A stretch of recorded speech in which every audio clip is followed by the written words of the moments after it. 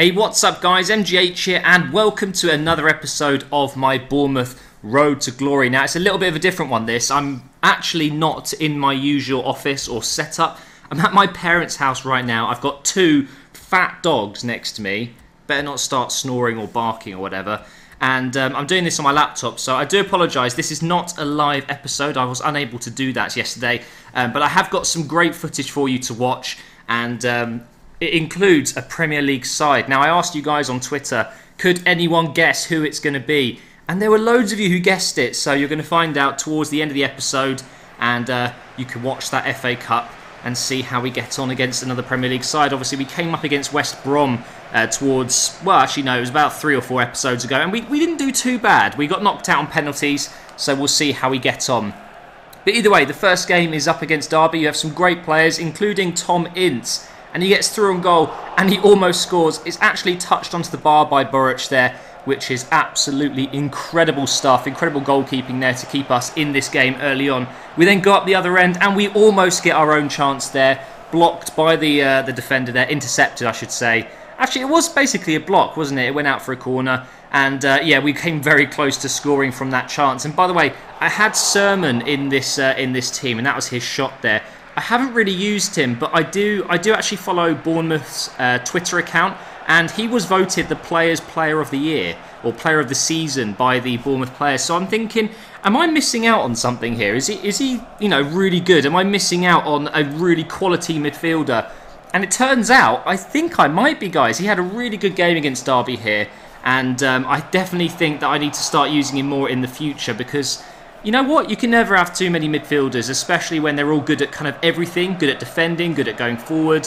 But anyway, he wasn't able to help us get a goal or score in the main part of this game until I substituted him till the end.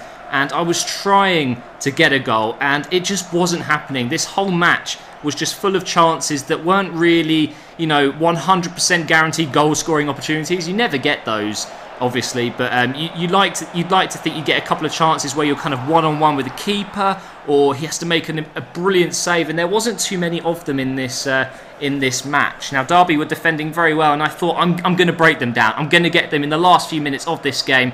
But it wasn't to be. They actually head out the corner, and that was the end of the game. So unfortunately, a boring 0-0 result there against Derby, and now we're going to play in the rain, away from home, at Blackpool, against a side that really are struggling. They're not the strongest side, let's be honest, guys, and I knew they were there for the taking, so I went for it. I properly went for it. I changed up the team. Ødegaard came in at Cam, and O'Kane back in at CDM as well, who's been playing really well for me.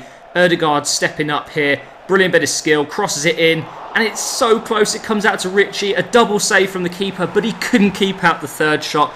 And there you go, 1-0 after 9 minutes. So after a whole game of missing chances and just not really getting a strong chance to score in the last game against Derby, we scored in the first 10 minutes here against Blackpool. And I think that highlights how poor their defence really is. And it's Ritchie's 6th goal of the season.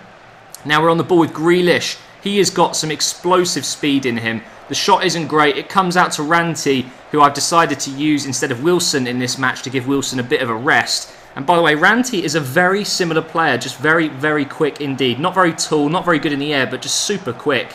And he had a really good game here as well. But we're trying to get that second goal. And before we're going to get up their end, they're going to have a shot themselves with Ranger there. Very, very close indeed. A great shot, just slightly off target there. And look at this for a corner. Completely unmarked in the second half here, and unluckily for them, their header was off target, but luckily for me it was. And now we get our own chance up here to Rantie, and we get so lucky here. I'm sprinting at full speed, it comes off that guy's ankle, and Rantie's going to finish it. What a goal. And you know what, it felt like I had Wilson up front. It genuinely did. They're so similar that you sometimes forget. And Rantie is obviously not as good at finishing as Wilson, but in terms of his movement, his pace, and the style of player, he is so similar, and he's got his 2nd of the season there. And hopefully we'll be getting some more with Rantie, because Wilson and Rantie up front as a pair. What do you reckon, guys? Should I be using 2 up front sometimes?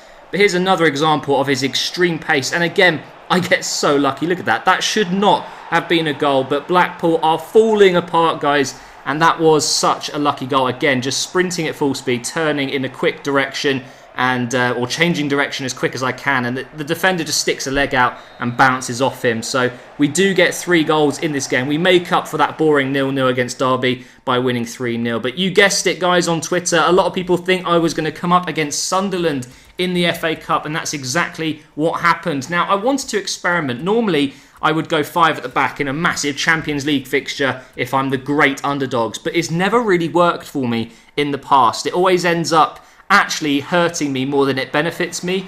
But I thought, you know what? This is round 16 of the FA Cup.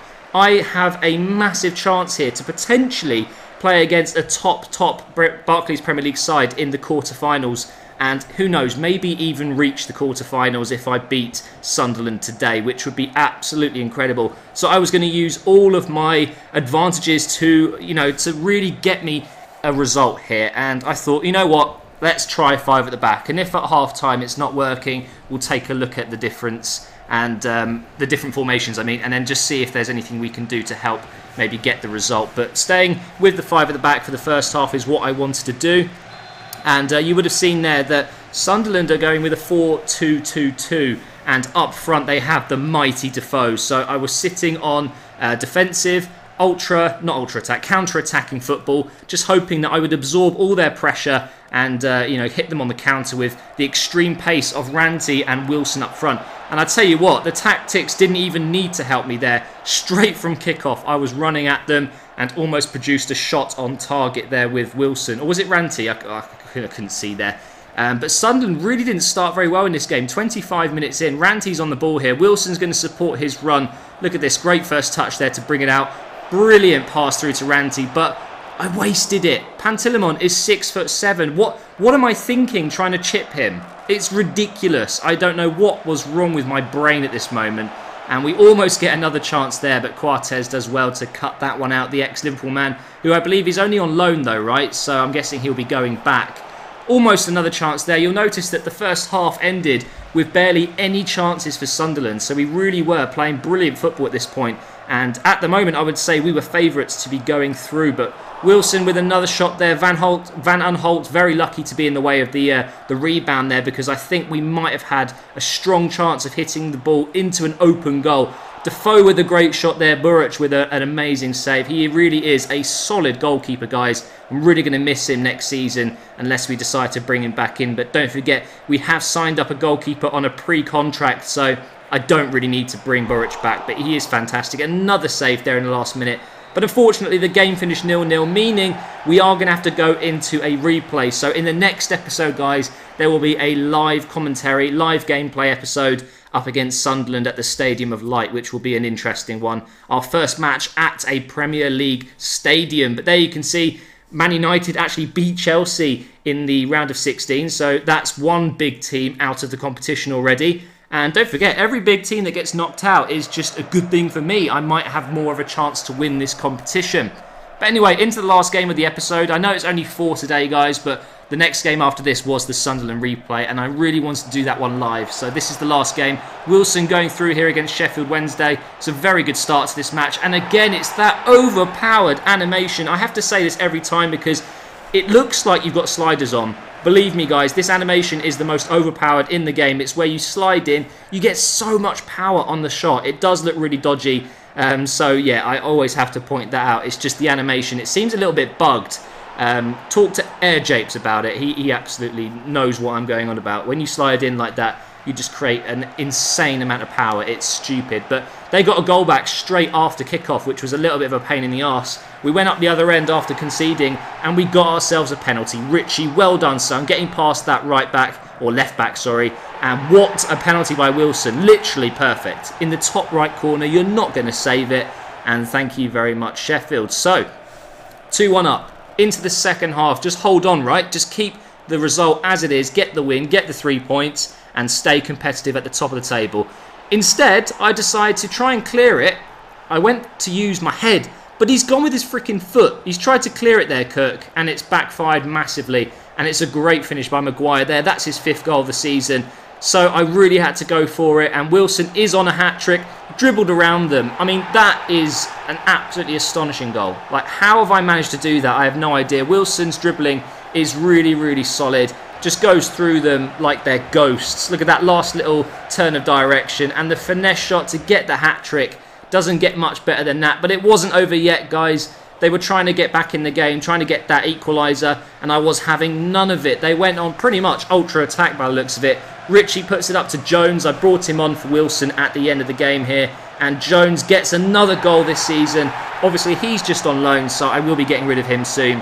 But he's okay, you know. I wasn't too sure of Jones at the start of the series, but now when I do need him, he does come on and do a good job. Lovely little ball roll there, and a very unselfish pass to Cook, who scores his first goal of the season for Bournemouth. Well done, Cook. Finally got that goal, and we actually end up winning this game 5-2.